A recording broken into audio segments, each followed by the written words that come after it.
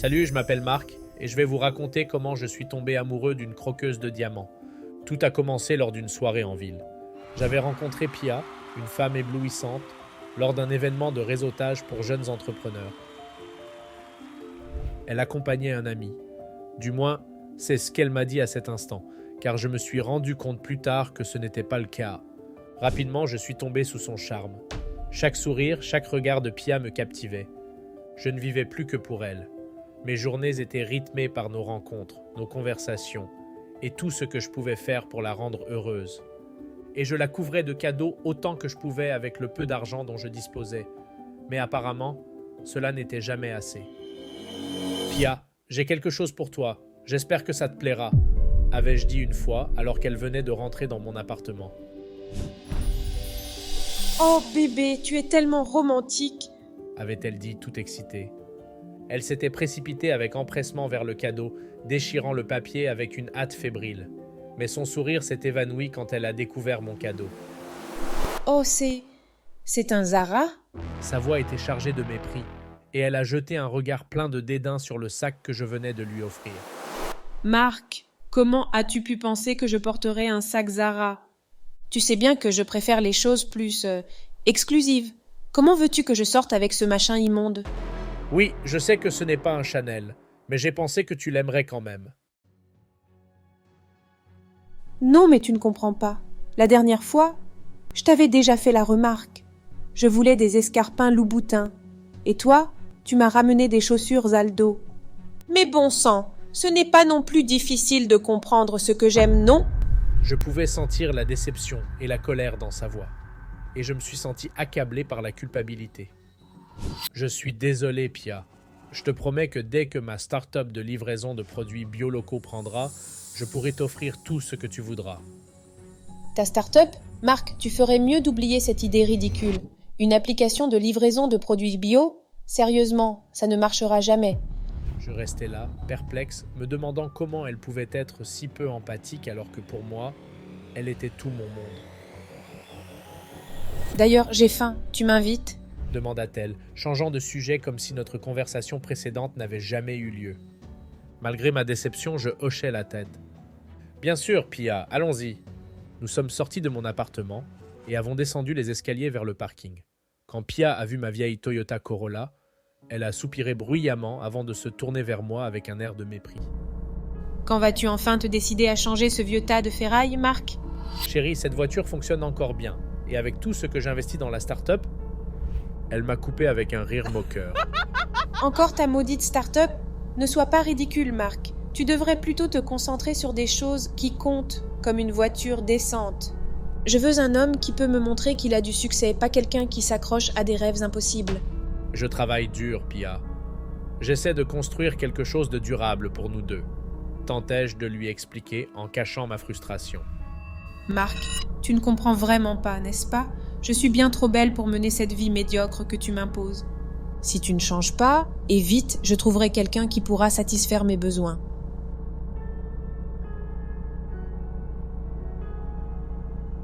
Pia, Non, tu ne te rends pas compte à quel point je me prive depuis que je suis avec toi.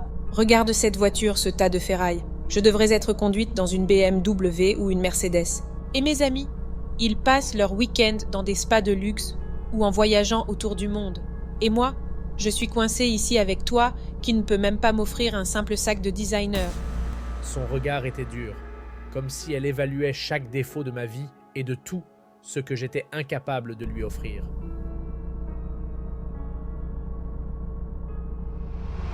Et mes vêtements? J'ai l'habitude de porter des créations de haute couture, pas ces choses sans marque que tu me ramènes. Je suis faite pour briller, Marc, pas pour me cacher dans l'ombre de ton échec. À chaque mot, je sentais mon cœur se serrer. Je commençais alors à réaliser que Pia était bien plus attirée par ce que je pouvais lui offrir matériellement que par moi-même. Mais l'amour que j'éprouvais pour elle était si fort que je ne pouvais pas imaginer ma vie sans elle. J'étais déchiré entre la douleur de ma prise de conscience et mon désir ardent de la rendre heureuse, quel qu'en soit le coût. Elle me faisait régulièrement comprendre que toutes ses amies se faisaient entretenir, ce qui m'enfonçait encore plus dans le sentiment d'être un loser. Regarde-les, Marc, elles ne s'inquiètent de rien. Leurs hommes s'occupent de tout. Et toi, tu ne peux même pas m'offrir un dîner décent. Avait-elle lancé un soir hors d'elle. Malgré tout cela, je ne pouvais m'empêcher de penser à elle, à la façon dont elle illuminait une pièce avec son sourire, ou à nos premiers rendez-vous où tout semblait si parfait.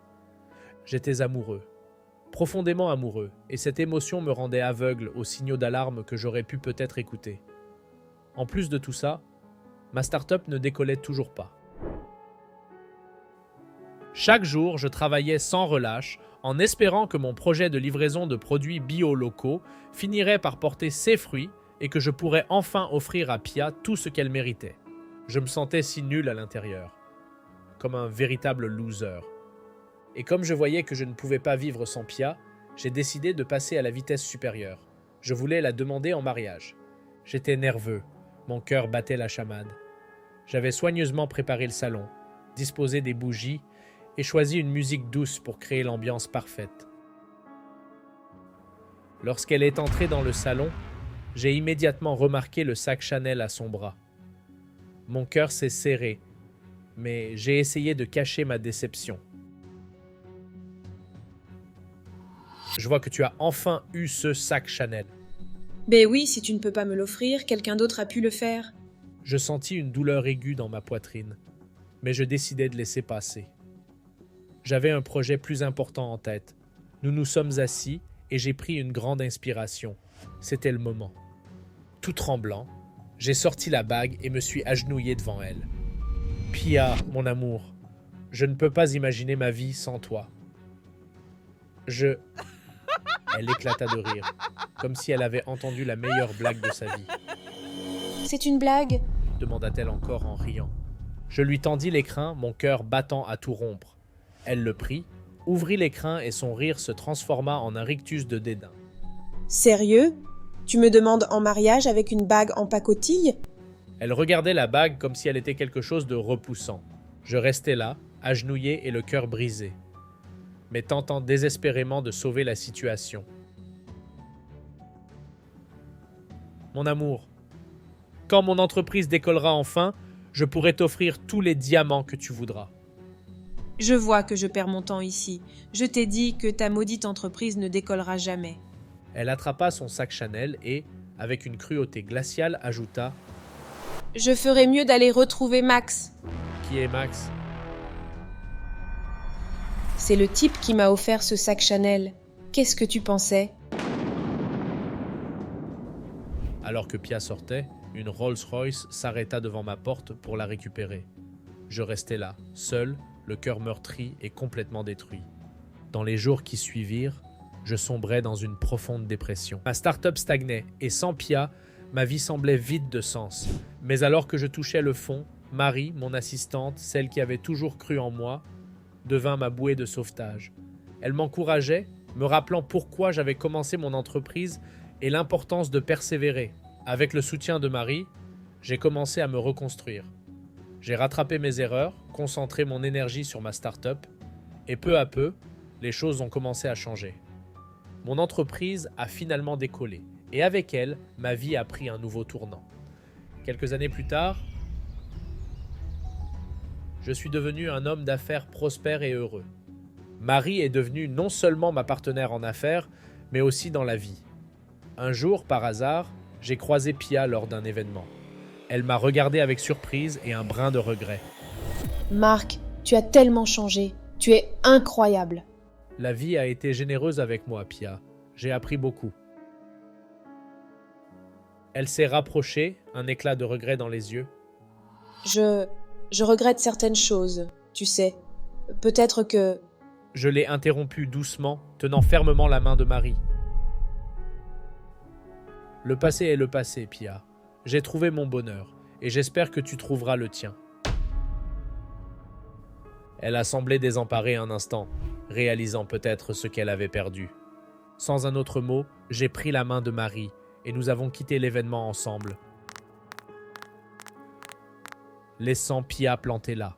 Je savais que j'avais fait le bon choix, marchant aux côtés de la femme qui m'avait soutenu dans les moments les plus sombres, et qui partageait maintenant ma vie dans les périodes les plus lumineuses.